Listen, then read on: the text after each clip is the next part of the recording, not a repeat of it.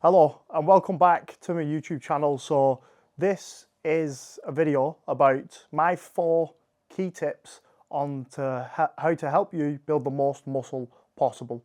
So we're going to go through the basics here. We're going to go a little bit more in depth on each one, maybe in further videos, but these are like the 4 basics. So number 1 is you want to be in the correct starting position. So I've spoken in my previous YouTube video about how to get into the correct starting position, right? I'll just briefly run over that, but you can visit that YouTube video if you do want that. Let me know and I can send that over. But basically the correct starting position differs male to female. A female wants to be maximum 20% body fat, yeah? They want to be minimum 15%. Any further below that, they're gonna run into hormone dysfunction, and that's gonna cause inadequate hormone levels to build muscle. Yeah, because we need testosterone, estrogen, progesterone, etc. So then with a male, we want to be maximum 15%, minimum 10%. Same applies, yeah, with hormone levels. They go dysfunctional and they go lower as we get sub 10% as a male. So we want to make sure our current starting position is in line with body fat percentage, dependent whether you're male or female. And the reason for this is mainly due to insulin sensitivity. We could, not always the case, this isn't always the case, but if somebody's insulin resistant, we could normally say the higher someone's body fat percentage, the more insulin resistant they are. That's not always the case though. We can have people with lower body fat levels who are insulin resistant, but we can also have people with higher body fat levels who are insulin sensitive. So what does insulin sensitivity and insulin resistance basically mean on a basic level? So insulin resistance is where your body can't utilize glucose effectively because insulin receptors have downregulated within the muscle cell, liver cell, etc. And then insulin sensitivity is where all your insulin receptors are working adequately so we can push glucose into different cells, and therefore we can lower our fasting blood glucose and utilize nutrients, mainly carbohydrates, more effectively. So the correct starting position will be needed because of insulin sensitivity mainly. The second thing is it'll create discipline within the individual, within yourself. Because if you go straight into a muscle gaining phase and try and gain muscle, a lot of people fall into the trap of, I can eat whatever I want, right? And that doesn't create discipline. That causes you to go off track. You think you can eat a cheeseburger from McDonald's, and then you end up eating too many of these. You end up gaining more body fat than muscle tissue and going back into a dieting phase. So going into a dieting phase and getting yourself into the correct starting position by doing a dieting block to pull your body fat levels down will create discipline, so you get the discipline that you create within the dieting phase transitions into the gaining phase. Yeah, sorry about that, that's what I meant. So the correct starting position is so important based around that.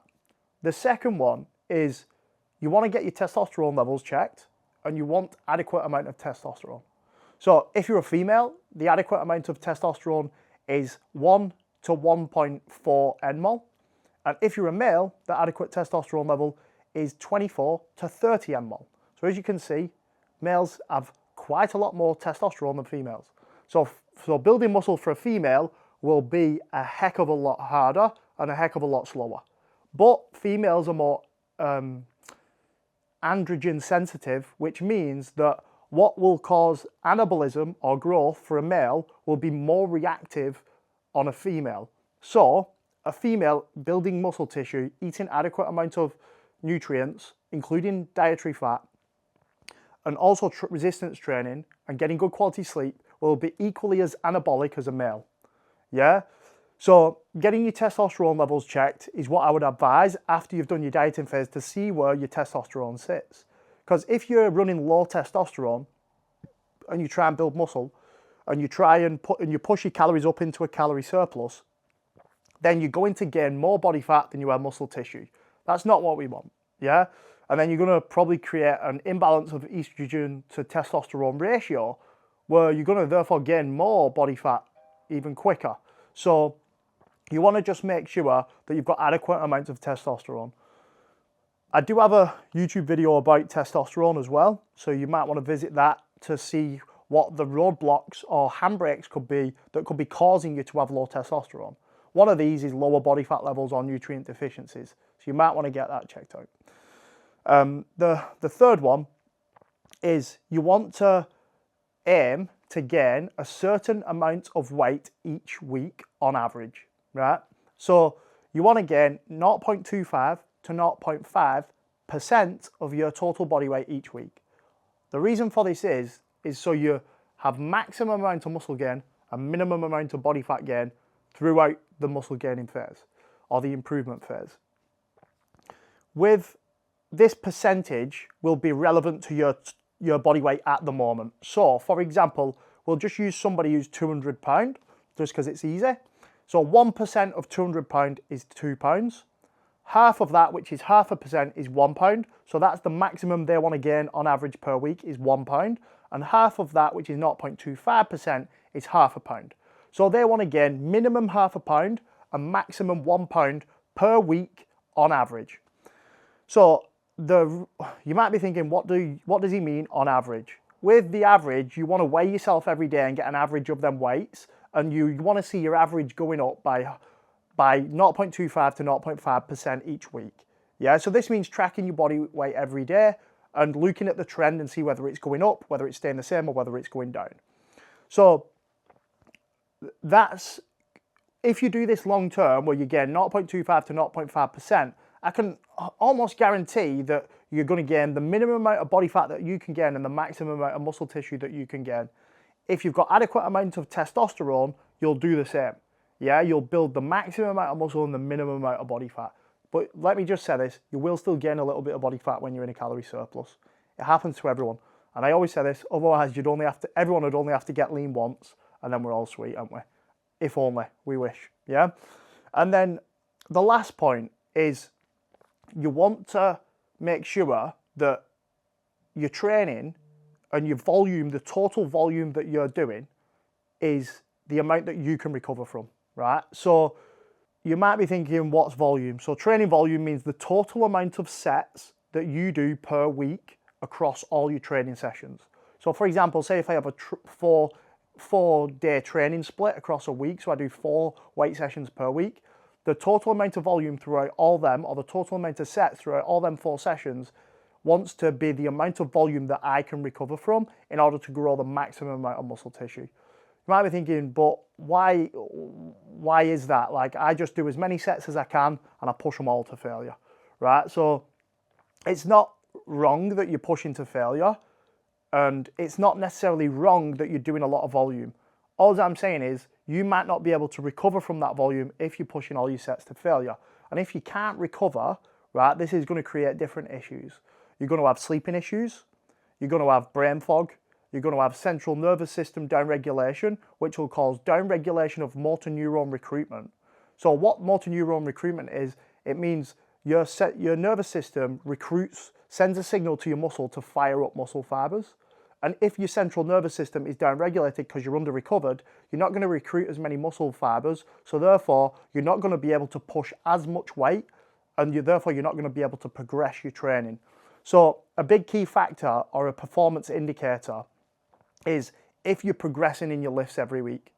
Because if you're not progressing in your lifts and you're maintaining or you're regressing, i.e. going backwards, then this is an indicator that you're doing too much volume or you're under-recovered.